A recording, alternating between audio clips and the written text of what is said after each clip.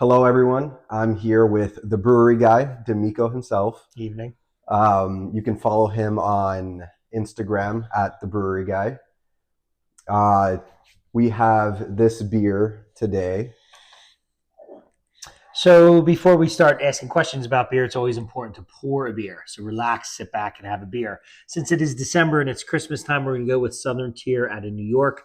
Classic 2 times Christmas spiced double ale. And this baby's got orange peels, ginger root, cardamom, cinnamon, fig paste, and cloves. What a list of ingredients. A cornucopia for the holidays.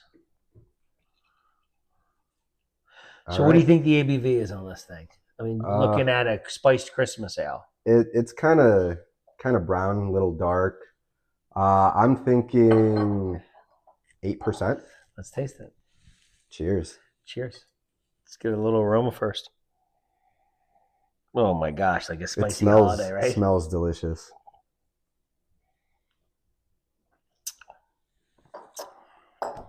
Wow, that's fantastic. Big bright cloves, Mm-hmm. cinnamon, nutmeg, a bitterness from the orange peels at the end. Yes, I do taste that. Do you want to change your vote on an 8% or no? Do you want to keep it? I want to change it to 7%. You should have kept it because it's 8% on that. Wow. Really impressive. You got that. All right. Well, with that being said, let's start with the first question. In your view, what makes beer such an important cultural staple, and why do you think it has remained so popular across centuries? Well, the obviously quick thought is because it'll get you drunk, right? Yeah, but that's a good point. I mean, if you think about the amount of different ways and perspectives that people looked at beer, from looking at the beer belt from Germany to Czech Republic all the way to England. I mean, it is a part of the drinking culture. What makes it part of the drinking culture? I mean, go back to science. A lot of times it was brewed in places like Belgium and Germany, and they were brewing it because the plague was happening and they were drinking and people were dying because they didn't have drinking water. It was safe to drink. It was safe to actually drink. Yeah, that makes sense. But in addition, then you started to get where it's more affordable in the last 100 years. And now it's a social lubricant, and people are going out and they're more likely to be confident or in a situation. And the social lubricant has not only gone from like meeting people at bars, but you talk to people, some of these finance guys up in Manhattan actually have low pale ales or IPAs on tap in the office. That is insane. Yeah, I mean, I can't believe it. That would never happen in my school, but obviously, if you're working in that kind of area, so I mean, it goes. There's a rich history from the beginning to end. That it's just a part of the culture. I mean, when things were being fermented on the ground and somebody tried to eat it 10,000 years ago, and now we have these delicious craft beers. Wow, that's a great answer. Cheers. Cheers. Can you explain what happens during the process of making beer and how yeast can make or break the taste of beer? All right, so for making beer, you need 4 basic ingredients, which you would say would be obvious ones would be what? Well, water, wheat. Yep, some kind of malt. So the wheat, definitely hops. Hops, and then the last one is right in the question, which is yeast. Yeast. So you need those 4 ingredients, and in Germany, you still have the Reinheitsgebot laws, which talk about only using those 4 yeasts. Really? Because they've had this law around for 200 years, and it's really important to them. So you're not seeing crazy fruited sours and all these amped up fruited IPAs in a place like Germany because it's outlawed. Wow. Why do you think that that's the case? Because they love it's a purity law. They want beer to be traditional because it's part of the culture, so they want to maintain that purity with it. That makes sense. Yeah. But when you look at the yeast piece of it, right? So you're talking about how do we make it? Well, we have 4 ingredients, and you're talking about the importance of yeast for this question. Yes. The yeast is gone from experimenting over 100 years ago and hoping that it was good yeast and the beer tastes good to now proprietary yeast, house yeast cultures. Wow. Yeast in places like Belgium that have been around for 100 years, 50, 70, 80 years, that is happening spontaneously fermenting these old school lambic beers out of, like I said, out of Belgium or certain parts of France. And so the yeast culture goes way back to seeing these traditions, brewing them, bringing these natural flavors from. There's a place in Belgium where this guy he brews at a place called Fantôme, Okay. and the big joke is he just opens up the farm windows and just lets everything fly in. And there are some crazy unique batches at Fantôme. People love it. Really? Oh my gosh! Just by letting the air in, Yeah. and interact with and the yeast? interact with the air. So, Wow. so I mean, batches can go bad, obviously, but in your classic lambic breweries like Dry Fontaine and Cantillon, which is my favorite in the world. I went there for my bachelor party, actually. Nice. These breweries are all spontaneously fermented, so there's no vacuuming. Cobwebs are there, and dust is all around. And when it's time, when the temperature's right and the season is right, they kind of open up the windows a little bit. Boom, the yeast comes in. It makes each batch very unique. Wow. Now, fast forward to modern brewing in the United States, and the UK and all these other places that are doing their craft brewing. People will have a house yeast that they'll use most likely for like their flagship beer, which a lot of times now is an IPA because they're so popular. But you also have to have specific yeast for brewing pilsners and lagers versus ales. So the difference is a pilsner or a lager is fermented at colder temperatures. So what happens is the yeast falls to the bottom of the brewing vat, and it's called cold fermentation, and it produces beers that like pilsners and lagers that are crisper. And I like a crisp beer. Yes, and you get you don't get those flavors you get in a funky saison, and it's lighter and like I said, and a crispy beer. And when you switch over to ales, which have been brewed forever because you don't need colder temperatures, you don't need to bring the temperature down, refrigeration. Yeah. The yeast doesn't fall to the bottom. The yeast ferments on top. So it's top fermentation versus bottom fermentation. Wow. And that top fermentation produces the ale that's been produced for thousands of years. And that's insane. Those flavors are going to be more earthy, organic, a lot less crispy, a lot less light. You're going to get a lot more, I don't want to say yeasty flavors because it is yeast, but some funk, some earth, things like that. Okay. And the beers are going to be, they're going to feel less carbonated, less of that crispiness too, but depending on the style of it itself. So the yeast is just maybe the most important thing when it comes to brewing a different style of beer, for sure. Wow, okay. That's a pretty good segue into my next question here. Are there any unusual or experimental techniques that you've seen or used, and how do they impact the process? Yeah, it's aside from opening the windows and letting everything fly in. Well, I would say with two things. One, with the amount of popularity the hop has gained, and the different things they're doing with hop throughout each season, and two, the addition of things like fruit to IPAs and sours, and the addition of things like pastry stouts, which is the new term that's been around for over 10 years now, where they're adding things like not just vanilla, but Oreo cookies and churros and things like that. Yeah. So for the more technical, I would talk about the hop first, which is interesting because now you're getting so much dry hopping, which is not putting the hops in during the actual boiling process, but you're putting it in after as it's fermenting. And you put them in these bags, and each hop is going to give a different flavor profile. Some are more citrusy and sweeter, like the Citra hop. Some are more herbal, like the Mosaic hop. And then these hops are coming from different parts of the world. Like the New Zealand hop is super popular in the United States right now. So these brewers are making yearly trips almost out to New Zealand to pick their own New Zealand hops, Motueka and Rawaka, Nelson Sauvin. And these hops are awesome. Big herbal flavors, different, unique, not too earthy, but just right, really good. And then you still have your classic hops out of Washington State, Oregon, Willamette Valley, Cascade, Amarillo, old school hops used in California. And they're lighter, bitter flavors, not as sweet, classic. And people are kind of especially the hardcore beer nerds are kind of gravitating back towards that. Really? So one, you have, where are we getting these hops from? Now, what are we going to do with them? So one, I told you about the dry hopping. Yeah. The second thing they're doing right now, the wet hop season just finished. Really? So with wet hopping is when they don't have to dry the hops and make them into pellets or crush them into like hop powder or do some of these modern things they're doing with like concentrated hops. Really? They're taking the hop fresh off of the vines and they're putting it as they're brewing, and it gives these different, unique, really fresh, earthy, herbal flavors that you're not getting from the dry hopping because it's picked fresh and thrown in.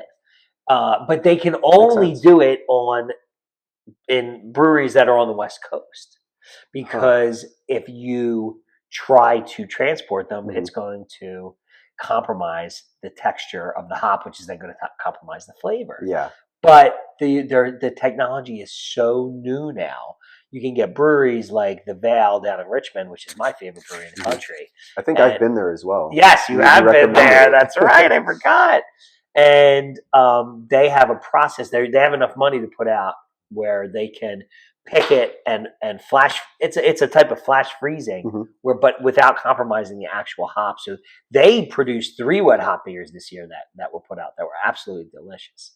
So seeing that kind of technology without going overboard, like adding the fruit in the IPAs and a lot of fruit purees in the sours, which has been such a craze the last 5-10 years. Honestly, those are kind of some of my favorite beers. Yeah. Like I've heard you call them breakfast beers before, and I definitely agree with that. It's like you're drinking a smoothie, honestly. Man. Do you want to finish this drink and we'll grab another beer? Yeah, it's a great idea. All right. It's a great idea. Cheers. Here we have our second beer. D'Amico, if you'd like to do the honors. Sure. Dogfish Head, which is a classic brewery that Edison knows, not just him, but most of the country knows, because we're talking early craft brew in the mid 90s. Not as early as Anchor Steam or Sierra Nevada going back to the late 70s, but Sam has been brewing for Delaware State and a lot of the rest of the country nowadays since the mid 90s, and one of the forefront people in off-centered brews. So this is called Raison Dextra. They make a brown ale called Raison Dextra with brown sugar and with a bunch of raisins. This has even extra raisins in it. So the Raison Dextra is not brewed very often. This bottle is about 6 years old. Wow. From early 2019. And this is definitely an off-centered ale because it is not like any other crazy brown ale you've had, I guarantee you. Okay. And when you look at the cap on Dogfish Head, they have, this cap is only for their higher ABV beers. So we were talking earlier, this guy is coming in at a whopping 16.5%. Which is insane for a beer. Yeah, so it's an Imperial Brown Ale. Salud. Cheers. Old, musky, dusty flavors from the yeast being almost 6 years old now. Yeah, it smells like a kind of chocolatey in a way. Yeah, I would even say some dark fruit too. Yes.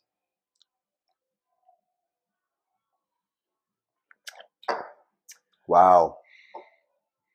That does not taste like like it has, what was it, 16.5? 16.5. Wow. 6 years, and the flavors of the booze, the alcohol really drops off, and I'm just getting bursting, juicy dates, raisins, obviously. Yeah. Maybe that's what I was smelling, the dates instead of the chocolate. Yeah. But I just think 6 years on this, and it is gorgeous. It would have been a lot spicier alcohol on the palate had you opened this up in the first 6 months or a year, for sure. Wow, that's impressive that can happen to higher percentage beers, or is that beers in general? Well, yeah, I mean, you're not going to taste a ton of booze on a 5, 6, or 7% beer, and you want to drink beers with lower ABVs. um, fresher. Well, the more modern craft beers, you want to drink those beers fresher because that's what the brewer intended. They want you to impart those flavors. But Dogfish Head definitely knows that this is going to be delicious fresh, or just as delicious, if not more, when you age them. I mean, they actually recommend a lot of their beers being aged that have the higher ABVs Nice. on that cap. Okay. Yeah, the cups are also Dogfish Head, if you can tell. Right? Are they? Yep, proper Nice. glassware. You know Nice. that's a big thing for Yep. me. Yep. So he's got their classic old school glass, Mm-hmm. and I have one of the glasses from an event they do called Wakao, which is the weekend of compelling ales and whatnot. Because again, they really like to get, as Sam calls it, off centered, and they really get out there and brew some crazy recipes and just have fun with it. Yeah. You were mentioning that Dogfish Head is a craft beer that also is like widely available throughout the country. A lot more now than it was. I would say if I had to guess, it probably goes to between 12 and 15 states, which is really good considering he could barely get it through the whole state of Delaware, one of the smallest states in the Yeah, country. wow. And now, I mean, it's readily available all around, which is great. That's pretty sweet. Yeah, I mean, I went to the liquor store the other day and I saw Dogfish Head on the shelves and ready for purchase. Yep. But with that being said, do you think the craft beer movement possesses a significant challenge to larger brewery corporations, or can they coexist peacefully in the industry? Wow. A deep question. Yeah, it's loaded. Especially because it has changed so much in the past 20, 25 years. I remember first getting into craft beer 2002, 3, 4. And then craft beer, especially in the United States, starting to explode in 2009, 10, the late aughts. But they were still only 4 or 5% of the market. And it slowly rose to more like 8, 9%, which was cool, but still Bud, Coors, Miller, just so much of it. Everywhere you go, anywhere out in the Midwest, or most bars outside of the Philadelphia, New York area, I mean, that's what they're offering. Yeah. But having looked up the stats and seeing that up by 2021, craft beer sales were hitting 25% of the market. Which is crazy. Oh my gosh, I was shocked. Hitting a quarter of the market is pretty impressive. Yeah, yeah. But now here we're about to enter 2025, and I'd love to see the stats because with the introduction of things like hard seltzers, people are drinking less beer statistically. That is true. So you're now going from them fighting the larger corporation like Bud, Coors, and Miller to them trying to compete with other styles of alcoholic beverages that are just ready to go. Hard teas, hard vodkas. And these larger corporations come out with a lot of these too. They do. And then the second piece would be the fact that the big the big beer industries, Bud, Coors, and Miller, are buying out the smaller craft breweries. And at first, people were shocked, and the real craft beer fans were horrified. I mean, Goose Island was a big shock to the system. Oh my gosh, Goose Island sold out. Goose Island sold out. ABV InBev. I mean, there's a huge company that bought them. But at least they let them maintain their brewers and still brew their Bourbon County Stout, which was awesome. And then I remember Wicked Weed, which was such an amazing craft brewery out of Asheville, North Carolina. And when they sold, that was another blow. And then from there, it was just one after the other. Wow. So, I mean, it's been a roller coaster over the past 15, 20 years just to see these competitions. And right now, we just have to look how is it going to do against these hard drinks, the ready-to-go vodkas and the ready-to-go seltzers, because people are looking at caloric intake. The younger generation isn't really drinking as much alcohol. So, I mean, the question is so much more massive for the craft beer industry now than it was even just 4 or 5 years ago. Wow, it's a very fast evolving industry, it seems. That's exactly. Okay. Speaking of like craft breweries and some things that they like to do, they like to go all out with their labeling. So how important are visual elements like label design, colors, and packaging in reinforcing a craft beer's brand identity? Yeah. So the reason I love this question is because of how many times I had been in the supermarket. So Wegmans won um, about 14 or 15 years ago. Wegmans won against these old Pennsylvania laws where you couldn't sell beer in a supermarket. Wow. And Okay. they won. They won the case. So now we have beers in supermarket in Pennsylvania as of Amazing. about 15 years ago. And at first, Wegmans was bringing it in at cost, like so cheap. Wow. So it was the best place to go and buy beers. Mm-hmm. And I'd be walking down the aisle, and they just so many to choose from. There's a whole beer section. And a lot of people thought either I worked there or I would offer information, and they would say to me over and over again, normally they just pick a beer based on the label.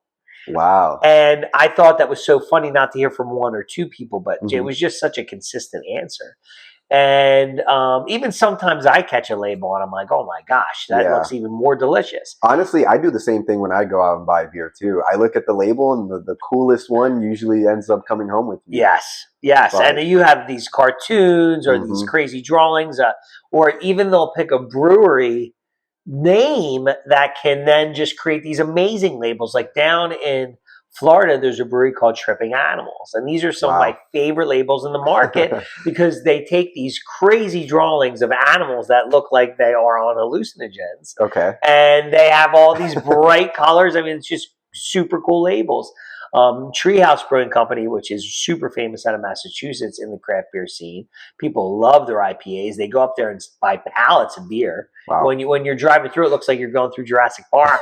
It's unbelievable. That's amazing. And their labels are clean, not crazy, but they're beautifully constructed and just the colors and the simplicity, but it still gets out there. I think labels play such a huge role when people are marketing. And a lot of these newer breweries who are just trying to get out can't afford to do that. So they have to that's by word a lot on of mouth. The marketing budget. Yeah, it's a lot on the marketing budget, unless one of them draws or they have a friend, type of thing. But yeah, I would say definitely labels is a huge piece of it. And then the second part of it would be that you had a huge change about 15 years ago, 12 years ago from most craft beer was sold in bottles. That was it. And now so much craft beer is sold in cans. They've gone right into the same way that Bud, Coors, and Miller has done for years. I remember Dogfish Head, speaking of what you were drinking now, Sam really wanted to maintain bottles as long as he could. He held on and he held on and he held on, but now you can get those cans, and it is convenient. But I mean, something about a beer from a bottle is just classier. It just seems like a more quality product in general. So you have things like bottle versus can, you have labels, you have the vibrancy of the colors of the labels. All this comes into play for sure. Okay. And do you have a preference when it comes to like bottle versus can? If it's an IPA, I don't mind the canned at all because it really preserves the freshness. Okay. Anything out of Belgium, anything out of Germany, or mostly Europe, I really prefer a bottle. It's just the carbonation maintains really well, especially when you have the corked and cage bottles. And then it's just, I feel like it preserves it. I feel like it's a classier product in general. So I would say for me, definitely bottles. There's something about cracking a bottle open and then pouring it into a glass. Just so it's such a beautiful experience. Absolutely. Yeah. Even at my house, usually people buy bottled beers. They always go bottles instead of cans for something as simple as a Corona. Yes. But yes, I do agree the taste is fresher from a bottle. Yeah. Can you explain how regional differences in water quality, such as hard water in Dublin or soft water in Pilsen, influences the types of beer produced and their unique characteristic? Yeah, this question is definitely spawned from a book called The Beer Bible. And The Beer Bible talked about how it's a famous classic book on craft beer and the beer industry in general. Yeah. But The Beer Bible talked about how in Pilsen, which is in the Czech Republic, where they brew your classic Pilsners. Brewers, brewers that have been around for centuries and perfect for summer drinking and etc. And the water there is softer water, so it's a very low mineral flavor, which means that it's not, the flavor of the water is not going to impart too much or impact too much the light, crispy malt flavor you get from a Pilsner, like Pilsner or Cal. Yeah. And then it goes on to say you have the opposite in Dublin, where Guinness is, because they have hard water. Hard water is going to give more of that alkaline, more mineral flavor. And that would pair well with a beer like Guinness because it's a stout and you get the roasted malts. But then as I went to read on more about it, they said that because of the location of Guinness in Dublin, which I think is the south, they actually get their water from the mountains and it is softer. Interesting. Instead of the River Liffey. Okay. The River Liffey is where you get the hard water from. But they get there's a mountain range that Guinness gets it from, and apparently they're only using like 8% roasted malts in the Guinness. Huh. And so the alkaline or the soft water, the less mineral, actually works with the lighter roasted malt profile better. So that was interesting to see because I didn't know that. But one of those stories that has gone around for a while over the last 10 years is based on a style out of Germany called the Gose, which is Gose. And we talked about the purity laws, the Reinheitsgebot, right? Okay. And how they're only supposed to use hops, malts, water, and yeast. Yeah.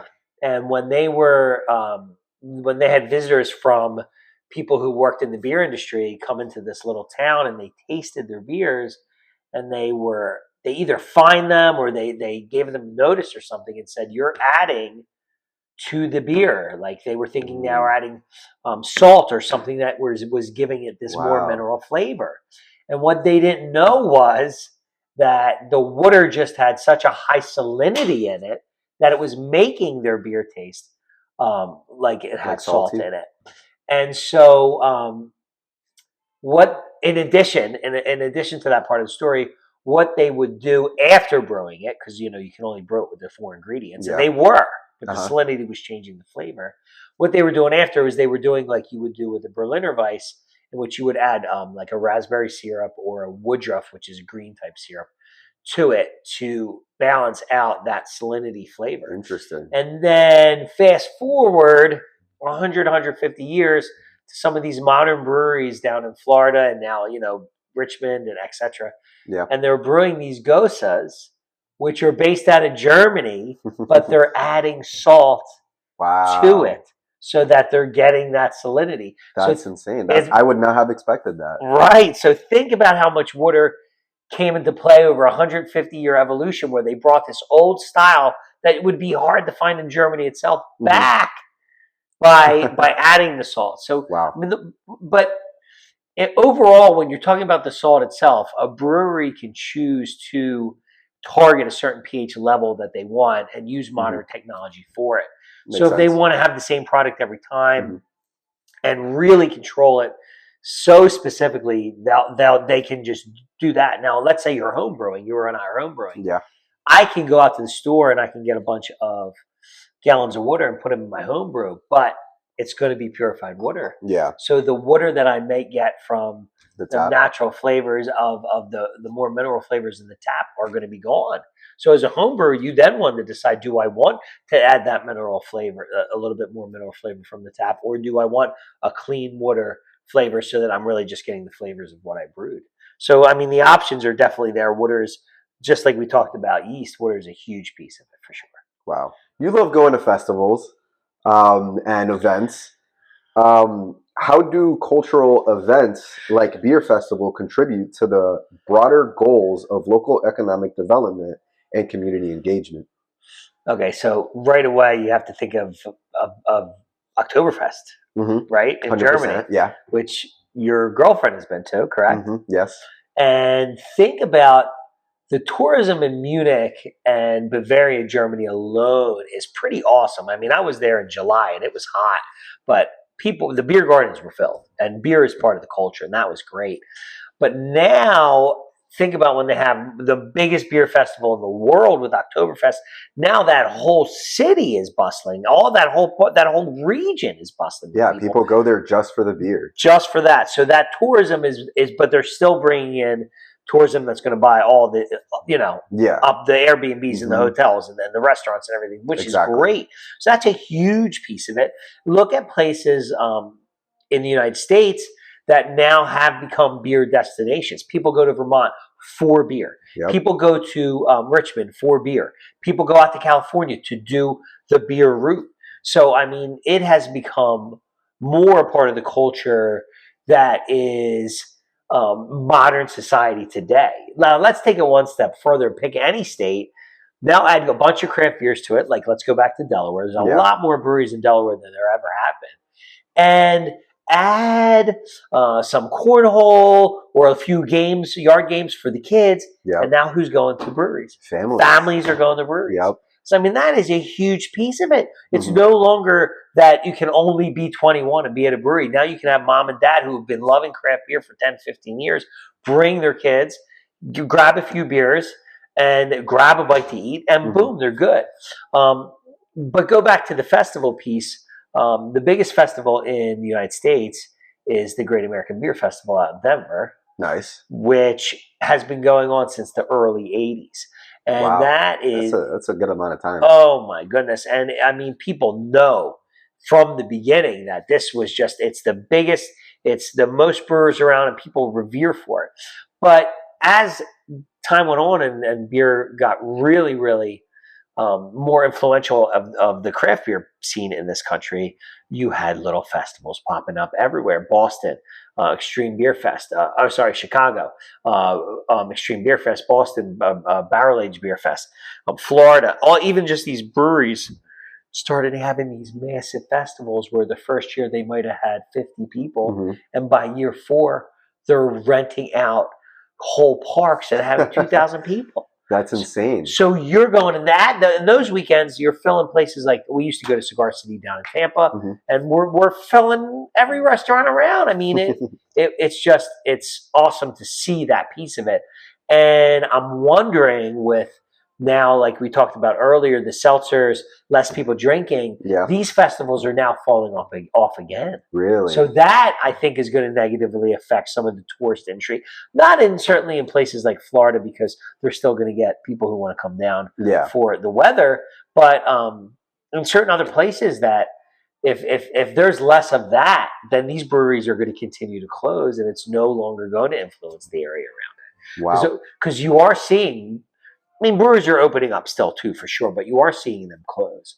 But I think that if you keep maintaining the speed that they were getting up with 25%, we said up until 2021, I think these festivals would continue. I mean, you still hear about the same festivals that are still going on, but it's not at the impact or the high capacity that it used to be. People aren't talking about them, blogging about them, like they were 10, 15 years ago when it was like, wow, this is the hot scene now. And then when you had the pandemic and you could start sending beers from other states to your house, and holy moly, once that opened the scene, people were like, oh, I might not have to travel as much anymore. So I don't know. I mean, is it going to maintain? Is it going to drop? We'll see. But I mean, I feel like it has definitely dropped. The festivals that I used to go to specific breweries are, a lot of them have dissipated. So we'll see. That's unfortunate to see, honestly. I mean, even through recommendations that you've given me, I've been to a couple breweries, and I love going and supporting, those local craft beers. Yeah. Would you like to say anything to the viewers? I hope that you enjoyed. I hope you learned something new that you didn't know, or something interesting. And if you're on Instagram, please subscribe to @Brewery Guy, or YouTube @Brewery Guy as well. Thank you so much. Thank you guys for everything. Thank you, the Brewery Guy, D'Amico, for doing this with me. I appreciate that. All right. Prost. Cheers.